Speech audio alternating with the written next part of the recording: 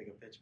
And welcome back to Meeting of the Minds. Today I'm here with the great Tony Smith. Oh, the great, nice. That's right. Heroes welcome. That's great. Heroes welcome. We go back a long way. Yep. Middle school, high school. This guy was star athlete from middle school right through college. So we're happy to have him on the show. Now he's a success in business. I appreciate that, man. And actually, Shamrocks. Remember Shamrock football? Shamrock Unbelievable. So yeah, we were good, and that was a sign of things to come. But yeah, I appreciate that welcome. And Gene, I told you I was gonna tell a story, but I remember my senior year. So I think we had just won states, and it was wrestling season right after. It was like in the beginning of December. Yeah. So beat Old Bridge. Yeah, Rutgers. Exactly. That was good. That was obviously, awesome. But this story's about you. So.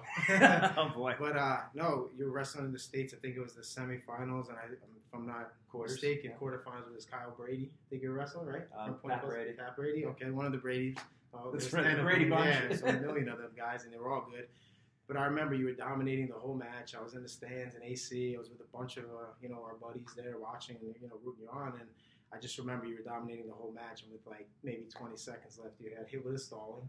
And then you were being so aggressive. You couldn't have been more aggressive. And you got hit with another stalling. And I started like losing my stuff. And it was you that was happening. I couldn't believe it. And then unfortunately, he hit with another stalling with a second left and cost you the match. And I couldn't. Like, I was so outraged, but I couldn't believe this guy's composure, not exposure. I couldn't believe your composure at that moment, and, like, you just took it. There was nothing you could do. You got robbed. We all knew that you got robbed, and it was just, like, a testament to your mental toughness, and it's no secret that you'd be doing this for a living now and making, people see what you see and have that mental toughness because, honestly, in sports, man, it translates to business, and a lot of the people that I have that are successful in this type of business were ex-athletes, and they had that structure growing up, and they had that team accountability, being on time. If you're not on time, the coach made you do what? Run laps, right? So you made sure you were on time. You didn't want to be that guy that everybody's laughing at running laps, and so it definitely translates in more ways than one. So yeah, that was the one story I wanted to start off with you, and I couldn't believe at 18 years old or 17, whatever how old we were, because I would have been throwing a fit and probably trying to fight the ref, doing all that good stuff. But showed a lot of maturity and a lot of just that mental toughness that's necessary. And if you had it at 18, 17, obviously having double the age, hopefully. Yeah, exactly. We learn a little more life experience. Hairlines go up a little bit as I get smarter. My hairline goes up. That's it. It's a sign of wisdom. But personal responsibility, that's one of the things you get from athletics. One thing I always remember about you, now we're going to shift the focus back on you. Well, thanks, we had some good athletes at our high school. I remember there was a lot of times when things didn't go wrong. If someone made a mistake, they'd point to the other guy. One thing I always remembered about you, literally from middle school, high school times, something didn't go wrong, and you were a lot of times carrying a lot of the team, but it was right here. Yeah. I remember many times you put your head down, and you're like on me, as your mistake, taking that personal responsibility. Yeah, I mean that's huge, and to be able to do that, I always felt like a team player, and honestly, I had a good high school career, and at receiver and free safety, and definitely it was amazing times. My senior year was like varsity blues. It literally was like the movie. It was unbelievable, but I remember specifically we were playing Huntington Central, and we were down 19-6 with like semis. Yeah, this was right before the state final. We were down. They were beating us. They outplayed us. They knew every play. They scouted us. They knew every play we were going to run before we ran it. Any screen we were going to run, they were calling it out. I was looking at Mike like, you can't throw that. I'm going to get murdered. But so 19-6, and I just remember like not losing faith and I was tricking my mind. I knew we were in trouble, and I was tricking my mind. I was about to receive a punt, and I looked at the ref, and I was like, this game's not over, ref. Like I didn't even truly believe it. I just had to say it like out loud. And I received the punt. We went down. We scored.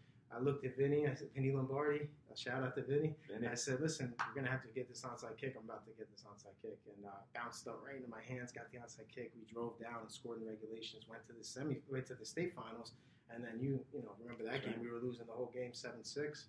I was lucky enough to intercept a pass. Then Mike hit Anthony Miller on a slant for 80 yards down, on this. I get goosebumps telling these stories, but it's nice to take a trip down memory lane and not feel like Al Bundy. That's right. Not feel too much like Al Bundy. But yeah, I mean, that type of stuff and just taking accountability and holding yourself accountable. Like, listen, guys, when things are down, I'm going to do what I can to fix it, and just not pointing to the other guy. Nah, pointing fingers. I mean, that was taught from a young age, in my from my parents, just instilling listen, you're gonna hold yourself accountable, and there is no pointing fingers. You're not gonna be a sore loser. Like all that stuff was instilled young, right. And it just kind of translated like it was a given as time goes on, and you become more mature and start having your own family, and you can instill those type of traits. And I have 2 daughters that are just so much fun and just full of life and joy and just little athletes themselves. So just being able to give them that same kind of tutelage that I was taught. Right. Have that structure. Absolutely. Now talk about the rhino up inside your office. Yeah, so, not to get too sentimental or sad but yeah, I lost my father when I was 15 in high school as a sophomore, and it was right after football seasons, and me and him were like, best friends. Yeah, best friends, played video games together. He wasn't just our my football dad, coach. He was our football coach at Shamrocks, and it was really tough to lose him at that time. I was just telling the story earlier, unfortunately, because I had talked about we were going to do this, and I was talking with my coworkers, and just remember when I was like 16, that junior year, I remember playing football, but I don't remember anything else. I just didn't follow, So, in my office now, I have 2 rhino pictures that one stands for 2 different things. One is just to remember to have thick skin. I'm in a business where you need to definitely have thick skin because you get told no a lot more than you get told yes, unfortunately. But, and then I have one of just, my father's nickname was Russell Rhino, so it was kind of just remembrance of it. So, I have those daily, and I look at them daily just to gain that confidence, because not every day I wake up in, the best spirits. Sometimes everybody everybody has down days and everybody has up days. I try to stay as positive as possible, but there's some days where I have to look at it and be like, it reminds me, and it definitely sets that tone for the day. And if I have that, I can look at it every single day. I know every day is going to be, to the max. Maximizing the days. That's all you can do. And we were talking about that a lot of successful people naturally do things like that. And then there's other people, they would do it, but they just wouldn't naturally think to do that. They could learn it. 100%.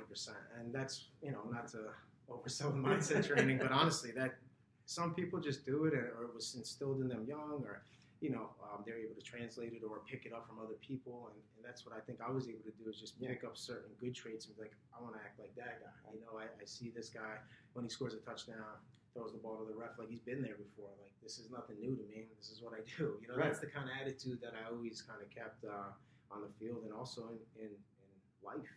Just be optimistic about it, because you have 2 options, right? You can be pessimistic, you can be optimistic. Those are really, if you break it down in simplest forms, those are the 2 things you can be, and it works out. It works out on the field, and it definitely translates to work. Right, and I think also being a great baseball player too. Baseball, sales, failure sports. Yep, 100%. 3 out of 10, and you're in the Hall of Fame. Depending on how you're viewing success. Exactly. Well, that's what I wanted to also talk about, was just perspective. Just perspective on life. What is success to somebody? It might be totally different from what I think success is to someone else. And that's what I've learned more so than anything. Just getting older with age, is that one person's perspective versus the others. That's everything. That's literally everything. And what I teach some of my young reps is ARC, Affinity Reality Communication. So put that up on the board. ARC, remember that one. That's a good one. Probably took this down a tad, but go ahead. Well, affinity is just having something in common that you both like. Like me, we like sports, right? We can get along about that. That's affinity. When you have affinity for something, it becomes a reality, and now you can communicate at your highest level. The more things you have in common with someone, the better and the higher the ARC is, the more you're going to get along with them, the more topics. How many times have you been at a cocktail party or something with your wife, and you talk to some guy, and you guys have literally not one thing to talk about, and you try to, work it, but it's just a little tough, right? So there's not ARC there, but there's someone else that, hey, actually, I used to wrestle too, and you're like, oh man, now we're talking business. So that's right. I just try to, I have a lot of young reps that I help develop, and just instilling that stuff in them, because again, sometimes they need to learn this stuff. It doesn't just come natural, and it needs to be addressed, and it's just going to help them with social awareness, with emotional intelligence, all that type of stuff matters, especially in financial industries services. So. Yeah, relating, and it makes me think of this book I read, The Likability Factor, by Sanders or Saunders. Yeah, I've heard it. He talked about an importance was being relevant, and relevant was basically being able to relate to the person. Or no, it was realness. There was he had a system that he had, like one of them. Yeah, that was another. Being able to connect. Yeah. Genuine, just not faking it, and people can tell, especially in sales. They can tell when you're being genuine, or people want to be sold. They want to be told they don't want to be sold. Right. And that's the biggest thing that I try to teach them is I'm not selling anything. I need to teach the client, because they don't know what we know. So, but yeah, definitely, Gene. Yeah. Talk about that a little more about the failure and success and redefining, because of course there's outcomes, right? And of course we want the outcomes. Yep. But there's behaviors that we have to control to get to those outcomes. Yeah. And baseball and sales, you have to be able to think differently about what success is, and being otherwise you're real upset all the time. No, of course, and just getting your expectations, a hold on your expectations, because that's what in the beginning when I first started in this job, I thought everybody was going to say yes to me. How could they not? It sounded so good, calling my potential. So confidence was in. Oh, confidence was always good. I always thought that why would they not? And then I still feel that sometimes when I present certain things to clients, and it just makes so much sense as far as how my perspective goes. And we do work in a fiduciary capacity, so we have to work in their best interest. But sometimes there's so many other factors that play a role that, again, we were just talking about this before, that we might not even know, or that they have to address before they address something like this, right? I might present to one client, and then they go home, show the spouse, and because a lot gets lost in translation, the spouse is like, that doesn't make any sense to me. But if I got to talk to both of them and get them on the same page, it might be a little different. So sometimes,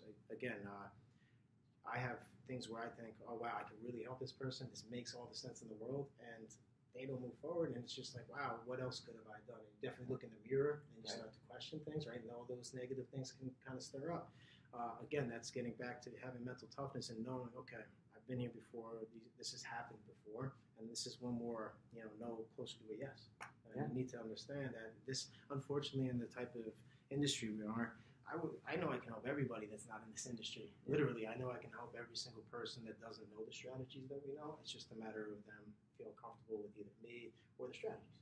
Right. So, getting used to, I wouldn't say I'm 3 out of 10, but getting used to definitely not closing every client that you know that you can help. You have to get used to that, and it does take mental toughness to be able to take that every single day, or even dialing the phones in the beginning. Most people, when we were doing warm calling, which is a lot different than just cold calling random people, we have companies that we work at and specific clients that we can reach out to that we can give references from. So it's so much more of a warm call. And they get told no, they might make $300,000 a day and get told no 40 times, 50 times. And then the next day make $200,000 with 10 people. And that's a great day. So you just have consistency in everything. It's so important. Oh my God. And just showing it. They say, it's such a cliche to say that showing up is half the battle, but it really is. Every day that you show up, that's another day that you can maximize the day. And, the more perspective, the older I get, the more perspective I get on life, this is going to happen fast. We are violently running towards, mortality. So I want to maximize the days that we have and, help as many potential clients as possible and these young reps that I, have to help. So, that's going to lead right to the next question. I was going to ask you. Right, so you're good at you're mentoring people.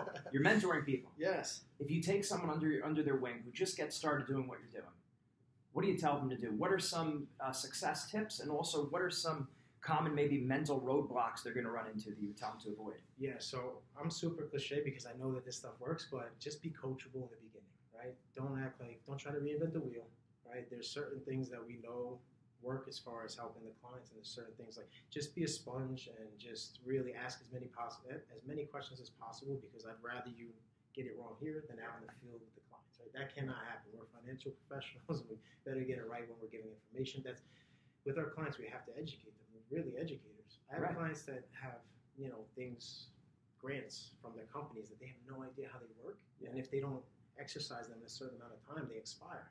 And imagine how many times, I can't tell you how many times I got in front of clients in the 9th year when it was going to expire in a couple weeks, and they didn't even know they had the stuff, and, wanted to give me a big hug and stuff. So, but, with the young guys, it's really tough because, like we were talking, everybody's personality is so different. The upbringing was different. Some of these guys never got told no. Guys and girls never got told no in any capacity. So when they get on the phone and someone says no, it's almost like a shock to the system, right? So, just being a mentor for them and saying, listen, my door's always open. I have a ton of client meetings, of course, but I'm going to find time, and we do one-on-ones every week just to talk about a lot more than just, financial industry stuff. So, I get to know them on a personal level and really develop that relationship, because it's not just about making them money and a career. It's about developing them as a person. And if they're going to be with me 40 hours a week, I always do a first, not interview, but I do, whenever I have a new person on board, I have a Skype meeting with their parents, because I want them to see the person that's going to be training them and potentially making them have early success early on in their career, because they're entrepreneurs right out the gate. And entrepreneurs usually have a red for the first 2 years. I'm telling them that it doesn't have to be like that, and we can actually, make more than any amount of salary that another company potentially could give you. So, but yeah, I mean, those are the types of things. It's just getting them used to. I give them perspective on what to expect, because I don't want them to run into something where this isn't what I expected, and then they get turned off to it. Really, so I give them honest, perspective on what to expect, but also there's no limits. That's what's great about it. We can help as many clients as possible in a year. Yeah. And that's what I look to do. So.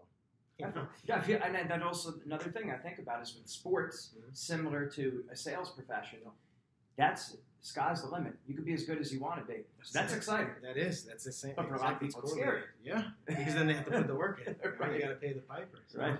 Not everybody's willing to do that, and so yeah, I tell them to be consistent and just show up. A lot of them, it's easy for this to get monotonous in the beginning, right? This type of position. We just dealt with COVID. There was 3 months of clients not doing anything because there's so much uncertainty, right? That's tough to get over for people starting a new career, and then they can't get in front of anybody to even help. They're so eager to help people, and they can't do it. So that could be mentally tough. But yeah, it's again just staying consistent, being coachable, and persevering, because this is a job where you have to persevere. This is the type of industry where there's a high turnover ratio, unfortunately, and it doesn't. But I'm a firm believer that it doesn't have to be that way. A lot of the managers sometimes, unfortunately, are responsible for the reps not staying. Either they didn't build the culture the right way, there wasn't enough team camaraderie, which obviously I take a lot of pride in. It's tough with COVID to get these team events together and socially distance and do it the right way. But hopefully next year we can get into that a little more and build a rapport, because that's what it's about. I want them to. This is more than a job. Work hard, play hard. So, right. But that was the last question before asking that about COVID. Mindset. We were talking about that on the way over there. Yeah. Now there's great opportunity. One thing I've noticed with successful people, they don't just look at it as adversity. They see opportunity. Yeah. Talk about that a little bit. Yeah. So that's actually huge. And of course, this has been a horrible time for the country and everybody that's been affected by it. My heart goes out to everybody that's been affected by it. And as far as business goes, it's actually, there's a silver lining, because it opened up every other state that we weren't working with, because now everything's done virtually. And I was driving to Pennsylvania every single Thursday, a couple hundred miles, to see 10 people, and now I'm probably going to get fat at some point, but I sit in my office and literally do 20 meetings in a day, just doing virtual meetings and Microsoft Teams, and the clients appreciate it because they get to sit in their comfort of their home. They don't have to worry about someone else coming from outside. They don't know who I interact with or things like that on a daily basis, so they feel comfortable obviously doing it in Skype. And now I can literally work in every state of the country. It's opened up every state. All the people that I've helped in my career up to this point have been 2 states, Pennsylvania, and actually 3, Pennsylvania, New Jersey, and New York. So, from a business standpoint, literally has expanded our reach tenfold and the people that we can help. And the thing is, a lot of the companies that we help, they don't have a guy like me that just sits there and takes on all these financial questions, and they wouldn't want to pay a guy to sit there and do that. So, the clients at these companies are more than eager to hear what we have to say and see how we can help, because they have things that we can help them with, like college planning, consolidating old accounts, things like old 401ks, things like that. So, but yeah, there's always a silver lining in adversity, and whenever there's things like this that happen, there's always good that comes from it as well. Right. A door closes, a window opens, and you got to find a way. The bottom line is you got to find a way. You adapt, right? What does Bruce Lee say? You got to be like water. Right. You got to be like water. Can flow or it could crash. Exactly. So water, my friend. See? Gene knows. He knows all the good quotes, but it's 100% true. You have to adapt, and if you're not going forward, you're going back, right? So that's it. You're either growing or you're dying. Exactly. Awesome stuff. The great Tony Smith. That's why he is who he is, and that's why he always was who he is. Did I say that right? I guess that's all right either way. My man. We can edit it. All right. Appreciate take care. it, Gino. Absolutely.